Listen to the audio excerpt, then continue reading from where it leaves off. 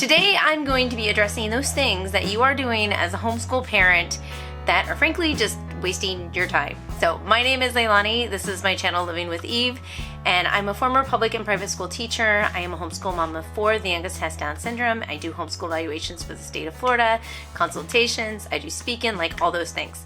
So I have been around this homeschool world, educational world for quite a long time, and I do see a lot of mistakes that homeschool parents are making, and I'm going to give you 4 of them right now.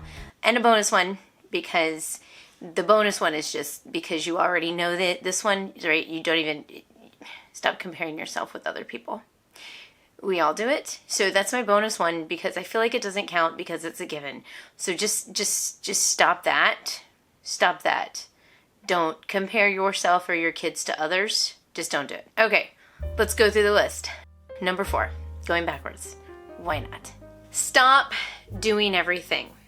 And what I mean by that is stop being that mom who makes the food, does the dishes, does the yard work, cleans the house. I am so guilty of this. I'm just saying this out loud and I'm listening to myself and I'm just convicting myself right now.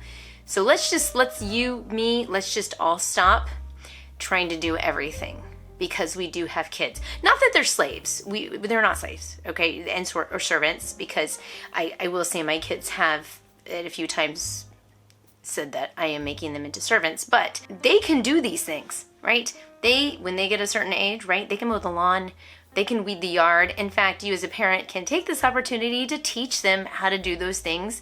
Teach them how to make pasta, mac and cheese, pizza. You know what, why don't you just teach them how to make green beans and steamed vegetables and cut up fruit. Forget the junk food. Teach them the good stuff. So that's all they know how to make. But teach them how to do those things and have them do those things. Chores, have them do their own chores. They make a mess, have them clean up the mess. You don't do all of it. Because see, if you're doing all of it, that takes away from your free time and your time to be working with them on schoolwork. So instead, let them do it. Oh, and you know what, bonus points? Time them on it. Like say we're gonna do blitz cleaning for 10 minutes and have them actually like blitz clean for 10 minutes. And then after the 10 minutes, just let it go. Let it go, mamas. Come back to it later. That was just a bonus little tip. So stop trying to do everything. And I will too. Like if you do it, I will keep each other accountable. All right, number 3. So number 3 and number 2 are going to sound like they kind of contradict each other a little bit. And that's because I feel like number 3 and number 2, you kind of have to find a balance between those two. So number 3 is, big mistake that you're making is not creating a routine or a schedule. Some people like routines, some people like schedules. It really just depends upon the family. There's no wrong or right. Some people will get up on YouTube or just in person and tell you, don't do schedules. That's a public school mindset. Don't do them. Look, okay, it depends on the family. Some families thrive with schedules, especially families that have a lot of children and children with disabilities and special needs. Like you have to have that schedule if you're going to make therapies on time and doctor appointments on time and get everything done on time. So schedules work. Now routines are a little bit different because those are going to be a little bit more relaxed. In the morning, you wake up, you have breakfast, and you do your math first, or you do your actually morning basket. A lot of people do morning basket first, and then they'll go into the next subject, math or reading or whatever.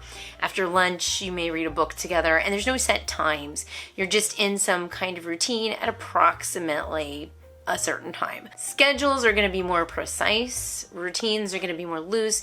Either way, when you don't have a schedule or a routine laid out for your family and your child, you start to, it's easy to get lazy and forget and let the day just go by and then, But at the same time, I want to add, don't feel like you're married to it because emergencies happen, bad days happen, and you have to adjust to that. Not every day is perfect, but it's still there. So the next day you can jump in and go for it. Number 2, though. This is the one that kind of contradicts. I don't know if it contradicts.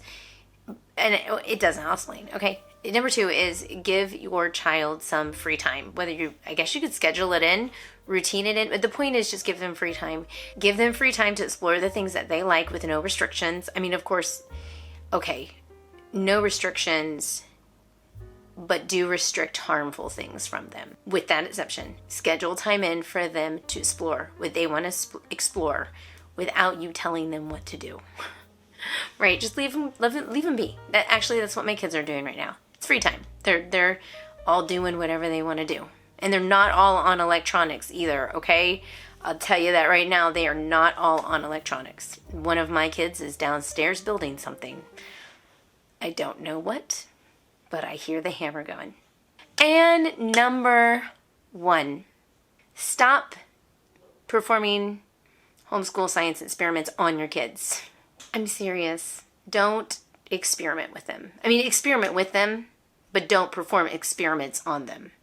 That sounds so bad, but okay, hear me out on this one. You're new to homeschooling and you want so badly to try out these different curriculums to figure out what's going to work best with them. So you're going to try, I don't know, just throwing out some names here, no rhyme or reason, right? You're going to try Evan Moore with them.